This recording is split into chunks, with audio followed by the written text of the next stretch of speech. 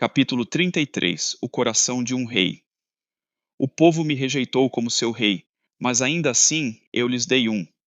Entre todas as tribos de Israel, escolhi um homem alto, imponente, de aparência forte, alguém que pudesse liderá-los nas batalhas e governá-los como eles desejavam. Saul, filho de Quis, da tribo de Benjamim, um jovem que não buscava a realeza, que cuidava dos negócios de sua casa e que nunca imaginara que o olharia para ele como rei. Samuel o encontrou enquanto procurava jumentas perdidas, mas na verdade foi ele quem foi encontrado. No silêncio daquele momento, longe dos olhos do povo, Samuel derramou o óleo sobre sua cabeça e o ungiu rei.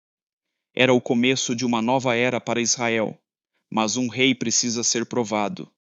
Quando os amonitas cercaram Jabes de Gileade e ameaçaram seus moradores, o espírito da coragem tomou conta de Saul. Ele reuniu um exército, atacou os amonitas e os venceu. O povo celebrou, saudou Saul como seu rei e confirmou sua liderança com entusiasmo.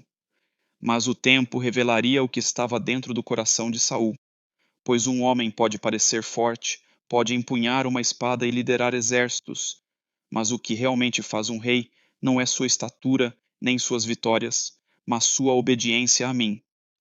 A primeira falha de Saul veio quando ele não esperou Samuel para oferecer o sacrifício.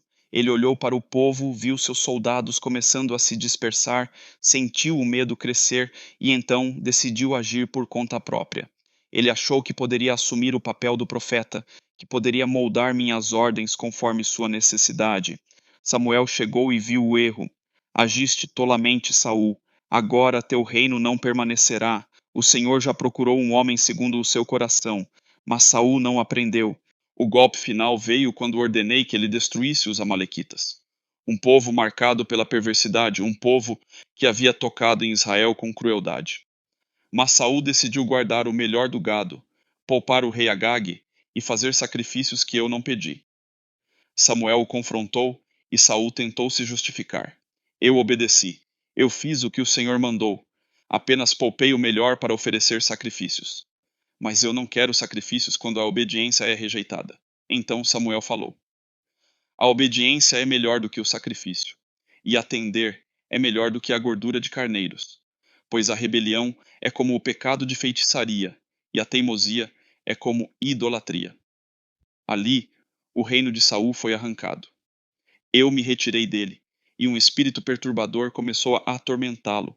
O trono ainda era seu, mas o meu favor já não estava sobre ele. E então enviei Samuel a Belém. Pois entre os filhos de Jessé estava aquele a quem eu escolhera.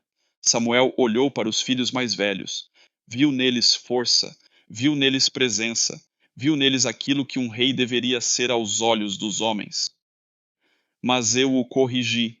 O homem vê a aparência, mas eu vejo o coração. E então chamaram Davi, o menor, o pastor. Aquele que passava os dias nos campos, cuidando das ovelhas, lutando contra leões e ursos, tocando sua harpa e cantando para mim.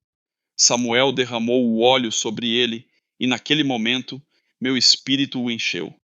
Mas Davi ainda não era rei. Antes de subir ao trono, ele teria que ser provado. E enquanto Saul era tomado por tormentos, o jovem pastor foi chamado à corte para tocar sua harpa e acalmar o coração do rei rejeitado. O futuro rei servia àquele que estava condenado a cair. O tempo passou. O povo de Israel enfrentava os filisteus. Entre eles havia um guerreiro, um gigante, um homem chamado Golias. Ele se levantava contra Israel, zombava de seus soldados, ridicularizava meu povo. Por 40 dias, ele os desafiou. Ninguém ousava enfrentá-lo. Mas então Davi chegou. Ele não era um guerreiro, ele não vestia armadura, não empunhava uma espada. Ele não veio ao campo de batalha para lutar, mas para levar pão a seus irmãos. Mas quando ouviu as palavras do gigante, algo queimou dentro dele. Quem é esse incircunciso para desafiar os exércitos do Deus vivo? O exército de Israel via um gigante. Davi via um homem que desafiava o Deus Todo-Poderoso. Então Ele foi até Saul. Não se preocupe, rei, eu irei lutar contra ele.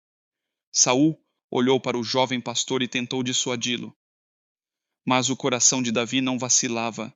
Ele pegou sua funda, 5 pedras, uma fé inabalável, e caminhou em direção ao gigante.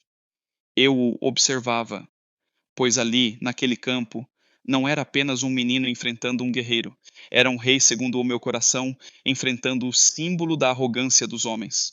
O futuro de Israel estava prestes a mudar, e eu estava prestes a mostrar mais uma vez que a vitória não pertence à força dos homens, mas à minha mão.